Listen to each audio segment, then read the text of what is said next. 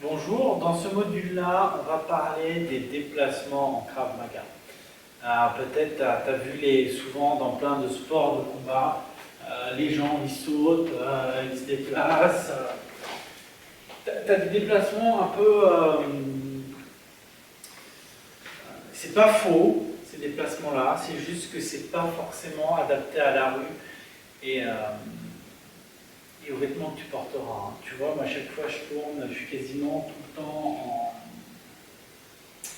en tenue de sport, mais je m'entraîne aussi beaucoup en tenue de tous les jours, ce que je ne le montre pas. Du coup, ça me permet de savoir un peu ce que je peux faire comme frappe avec mes vêtements. Okay. Donc les déplacements, Krav Maga, donc on a toujours les mains devant le visage. Okay. On prend la garde du Krav Maga, celle-ci. Une jambe devant, une jambe derrière. Ok. Et à partir de là, je vais me déplacer. C'est-à-dire que si je veux aller devant, c'est la jambe qui est devant qui avance, et la jambe qui est derrière suit. Okay. Si je veux aller en arrière, la jambe arrière tire, et la jambe avant suit. Si je veux sur les côtés, c'est la jambe de ce côté-là qui tire. Et si je vais de l'autre côté, c'est la jambe droite qui tire. D'accord? Et après, je mixe en fonction de là où je veux aller.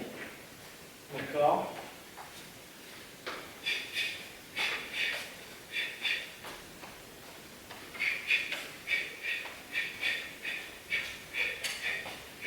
Et en même temps, si je veux, je peux effectuer du shadowboxing.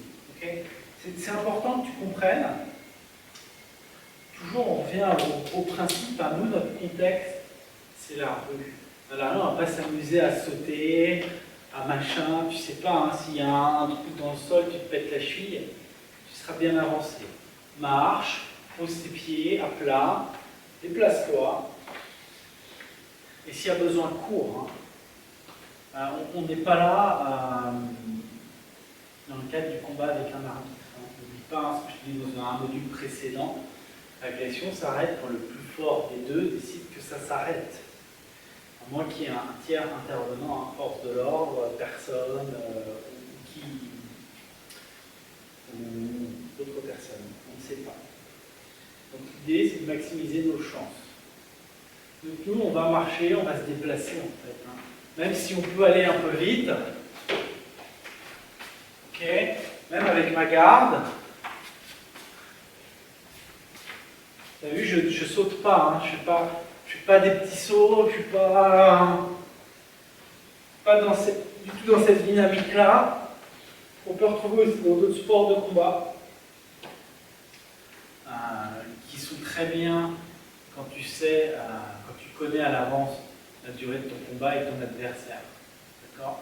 Parce que c'est très consommateur d'énergie hein, d'être là et de sauter, et de sauter, et de sauter, et de sauter, et de sauter. C'est un peu dommage de gaspiller de l'énergie qui te servira pour la fuite ou l'après-agression, voire le combat hein, à la suite de la phase d'agression. Hein.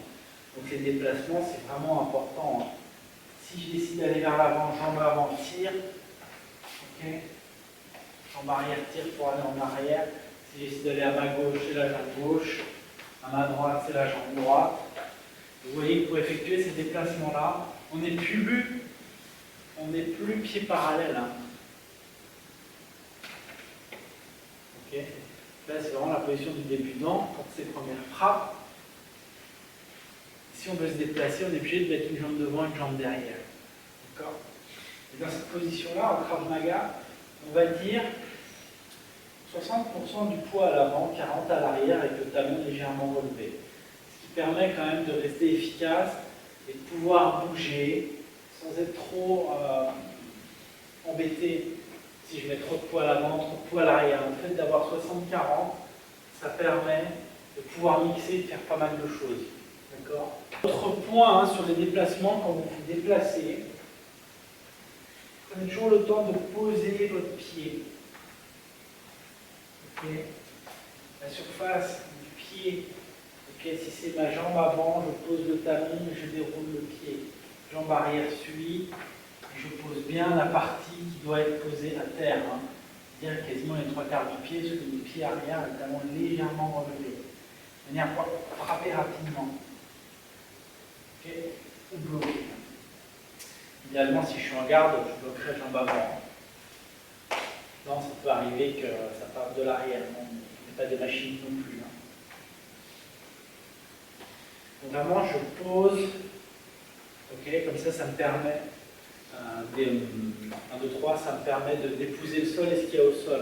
C'est exactement sur le même principe que quand vous êtes à l'arme longue, arme d'épaule, et que vous tirez en marchant, vous devez, sur cet exercice-là, poser le talon et poser et dérouler tout le pied.